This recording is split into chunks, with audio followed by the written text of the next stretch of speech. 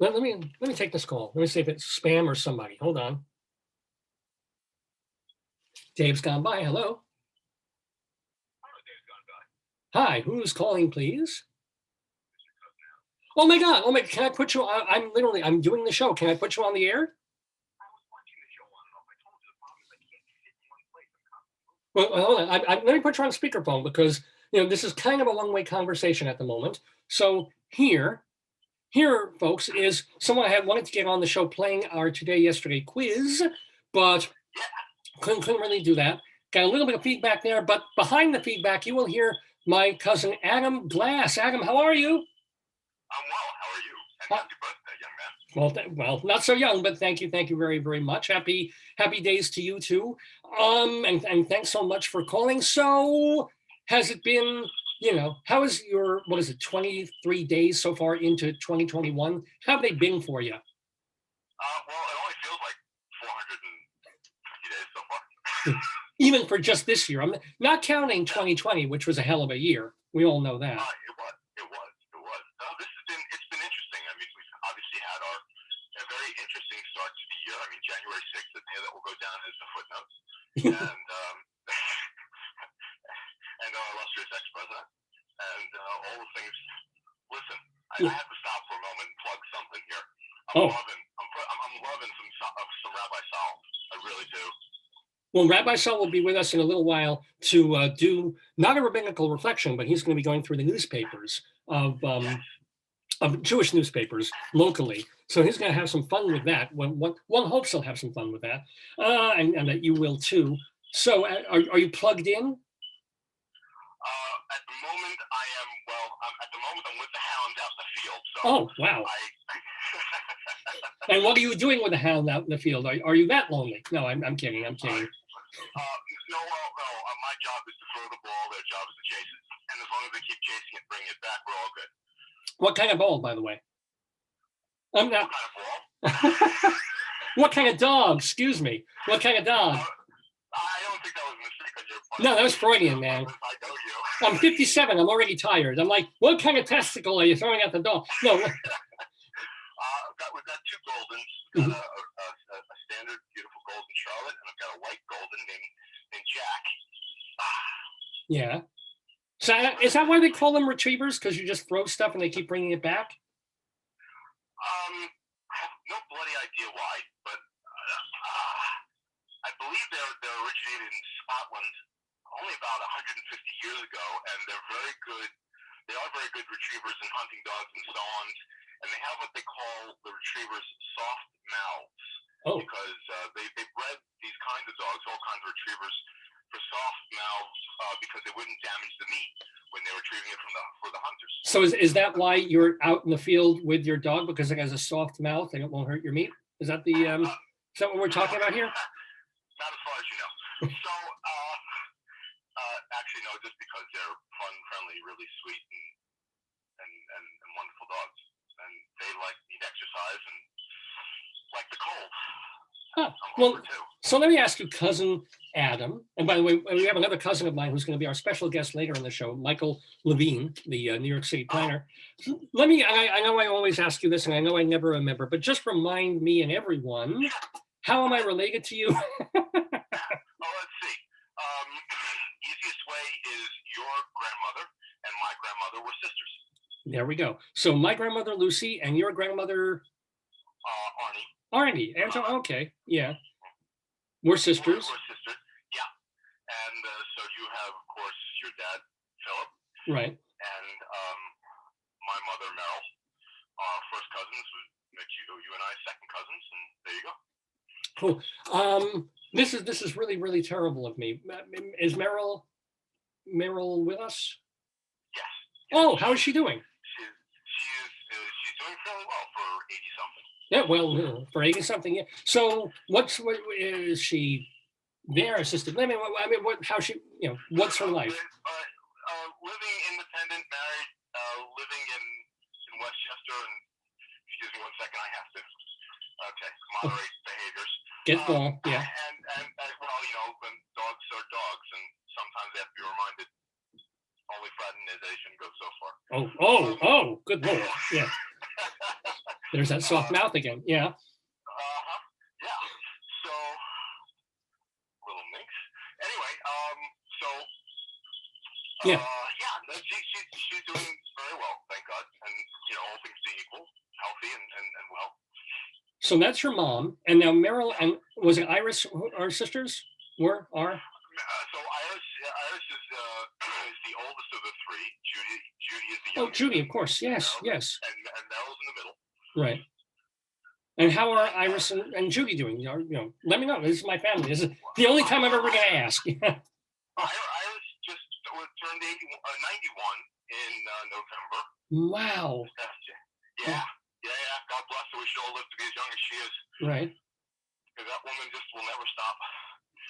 And I actually don't know how old Judy is. Not that I should be putting that out there anyway. No, but how's she doing? That's the real question. How's she and Richard doing? Truth be told, I have not spoken to her in some time. As far as I know, she's all right. Well, good. Okay. But I have not been in touch with her in some time. Yeah. Which is kind of, I should also mention that Judy, again, who is the sister, along with Iris, of Meryl, who is my guest here, Adam Glass's mom. Their son has been on this program. He's Scott Aronow. He's a set designer. Yeah. So that's how this all kind of ties together. So he's very talented, Scott. Here's my memory. Since this is, I'm getting nostalgic, and this is the 57th birthday and all of that. What bonded the two of us, besides blood, was because I don't bond with anything. I'm like, leave me alone. But we bonded over what? Do you remember? I'm sure you remember. Oh, was it Dr. Demento? No. No, close. Larry. My name is Oh, Larry. Wild Man Fischer? No. Well, listen, I remember you playing that for me. My name is Larry. Did you not? Really? Do you not remember that record you had played? Oh, no, of course I remember Wild Man Fischer. My name is Larry, and that I was trying to share with you my demented stuff because you shared with me what? No, it's Dr. Something. I shared things with you. I shared some music with you that I cannot. I would not be inclined to share on radio, but you would, and that's okay. It's your show. But no, that was the thing. He's actually we had him as a guest. It was John Valby. That's right. Dr. Dirty. That's right. Dr. Dirty. So that is a memory that I have. I remember you brought a cassette or a couple of cassettes to play. I did. Now, for those who don't know, Dr. Dirty, quote unquote, John Valby is a cabaret nightclub kind of entertainer, concert entertainer, who does really filthy, mostly parodies. He usually just one or two verses. He's not like a Tom Lehrer satirical genius. He picks the most. It's kind of, if you're looking for a predecessor of my Colorado Limericks of the Damned, it's probably in John Valby. It's filth. It's pure unadulterated comic filth, which you shared with me when I was what, 11, 12? How old were we? Well, I just passed 53 earlier this week. Yeah. And so you had to one up me at 57. Oh, that's 5 up or 4 up. Yeah. Exactly. 4 up. So I would imagine you were in your late teens. I was in my early mid-teens at that point. Well, so I was already old enough to hear that sort of thing. Oh, but you weren't. Shame on you. I remember where I got that tape from was a guy I went to junior high school with. He made a copy of it, and then I was going to your house. I said, I got to bring this tape. Yes. And we were at your house for some celebration of something or other, and when everybody else was downstairs at the pool table, we went upstairs and we started going through things that, and having conversations that would not have been appropriate for the rest of the people around the pool table. Absolutely not. Unless it's like Jodie Foster sprawled across a pool table. That'd be very, very different. Yeah. But that was our bond. That, for me, I had forgotten that I played for you Wild Man Fischer and My Name is Larry and the Wild Man Fischer story. But I certainly remember that you introduced me to this magical tape of this guy who's just like, do you want to do your mother at the gangbang? Oh, yes, we do. Yeah. Yes. Yes, absolutely. And the candy bar poem and his own set of limericks. Yeah, absolutely. Some of which I still remember some 35 plus years later because they stuck with me. Well, would you really feel uncomfortable? Huh? Well, Big Eyes Will Win Yukon Pete, which is desperately inappropriate to put on radio. Well, this is not really. We're not on radio right now. This is just Facebook, and I have pretty much free leeway. So, would you like to do a Valby poem or not? I'll tell you what I do. I'd say it to you first, and then if you felt it was okay to let that one fly, because unfortunately, Big Ethel and Yukon Pete really, really goes south of normal conversation. Yeah. Okay. Well, maybe one of the other little poems or limericks that he did that you remember. I'm trying to think. Yeah. I'm trying to think of one of the other ones. Let's see. I only remember some of the verses. Big Ethel and Yukon Pete, actually, I remembered because I had to write an essay for a class, and I had nothing to write. I couldn't think of anything, so I wrote that down because I couldn't think of anything else. And They gave me a pass. did they think that you created it? What was it? It wasn't even created. It was a math class. I'll bet. What class was it? It was for an English class. I kid you not. I drew a blank and I couldn't think of anything. I had a blank piece of paper 30 minutes later, and I just wrote as fast as I could, and all I got was on it, pass.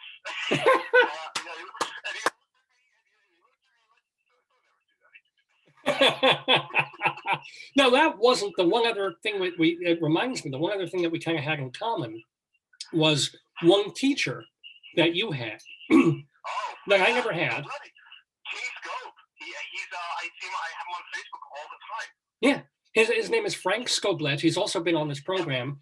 When I knew him, I was a would-be actor, and he was part of a troupe on Long Island that toured all over to libraries and community centers doing theater. They were called the Other Vic Theater Company, and I was like, I had little roles and was helping them, and it was kind of fun. I remember seeing you at the Peninsula Public Library, and you did